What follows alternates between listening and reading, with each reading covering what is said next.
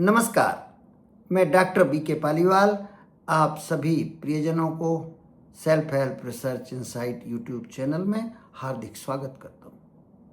आज का self help lesson बहुत ही महत्वपूर्ण है, क्योंकि युवा अवस्था से वृद्धावस्था में परिवर्तन के बाद जो आने वाली विडंबनाएं, आने वाली तकलीफें हैं, उनके लिए तैयारी करना बहुत जरूरी है। सेल्फ हेल्प लेसन ये उस पूरे वृद्धावस्था की तैयारी में आपको सदैव गुजारनी चाहिए। इसलिए ये वीडियो मात्र वृद्ध लोगों के लिए नहीं है, युवा अवस्था से शुरू सभी लोगों के लिए है।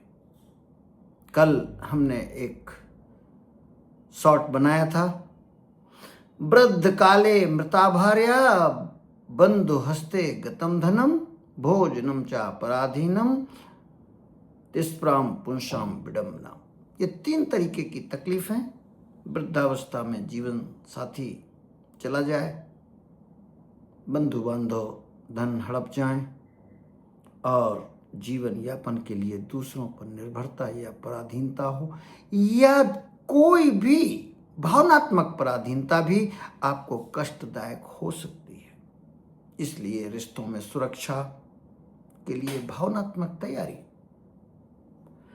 धन की अस्थिरता के लिए आर्थिक अनुशासन और आर्थिक शुभ लक्ष्य, बुढ़ापे के लिए या रिटायरमेंट की तैयारी के लिए बहुत जरूरी है। दूसरों पर निर्भरता या पराधीनता जिसे कहें, या इसकी तैयारी आपको सदैव आत्मनिर्भर रहने के लिए बनानी चाहिए। न दैन्यम न पलायनम, अर्जुनस्य प्रतिज्ञे द्वे न दैन्यम न पलायनम आयु रक्षति सर्वत्र भाग्यम फलति सर्वदा। आयु की रक्षा के लिए भी यह जरूरी है। अगर आपकी भावनात्मक अस्थिरता होगी, निर्भरता होगी, चाहे वो आत्मिक ही क्यों ना हो, चाहे वो भावनात्मक ही क्यों ना हो, तो भी कष्टदायी होगी और जीवन कम होगा। तो अपने निजी लाभ के लिए ये 3 की व्यवस्था तो बहुत जरूरी है करना।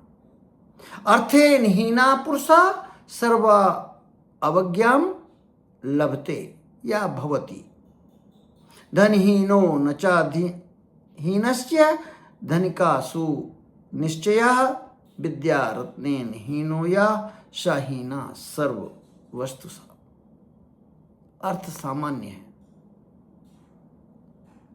ये बहुत ही साधारण सा अवलोकन हो सकता है, ऑब्जर्वेशन हो सकता है कि जो धन के मामले में पीछे रह गए,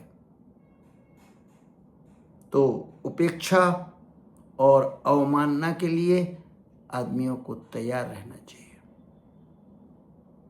और ये नहीं कहा जा रहा है कि सिर्फ ये सच है। यदि विद्यावान है तो वो कभी भी धन अर्जित किया जा सकता है, उसके लिए कोई अंतिम तारीख नहीं है। श्रीमद् भगवद गीता और सनातन साहित्य इस बात से भरा पड़ा है। बस हमें निश्चय करने की जरूरत है। जितात्मना प्रशांतस्य परमात्मा समाहिता, शीतोष्ण सुख दुखेषु तथा मान अपमानयो। मन को जीत लेने के बाद दूसरे शुभ लक्ष्य प्राप्त करना बहुत आसान हो जाता है। फिर क्या सुख और फिर क्या दुख, फिर क्या मान और क्या अपमान, क्या सर्दी और गर्मी।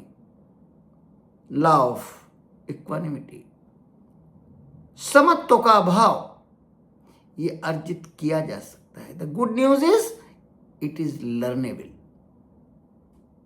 लेकिन बहुत से लोगों ने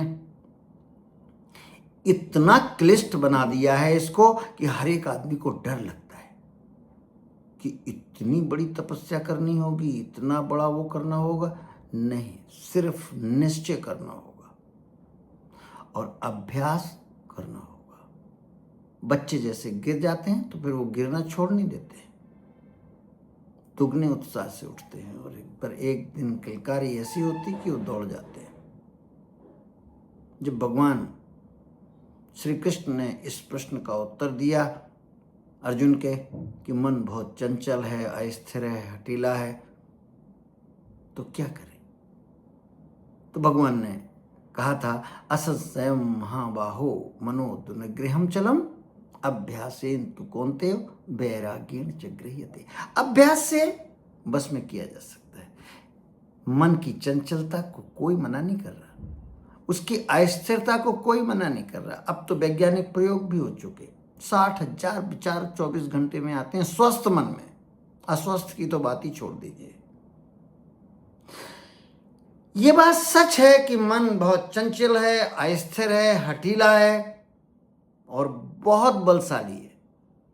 ये बात तुम अर्जुन ठीक कह रहे हो, लेकिन मन पर विजय प्राप्त करना असंभव नहीं है। अभ्यास उसमें से एक है। अभ्यास माने प्रैक्टिस। तो self help research insight channel में आज सेल्फ हेल्प लेसन अभ्यास ही है। मिलते हैं अगले किसी विषय पर कल सुबह।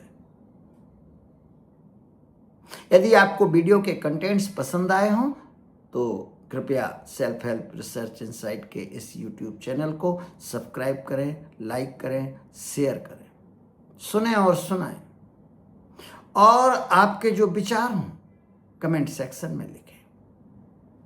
मैं पूरी कोशिश करूंगा कि उसका उत्तर अपने योग्यता के अनुसार आपको दे सकूं। धन्यवाद, धन्यवाद, बहुत बहुत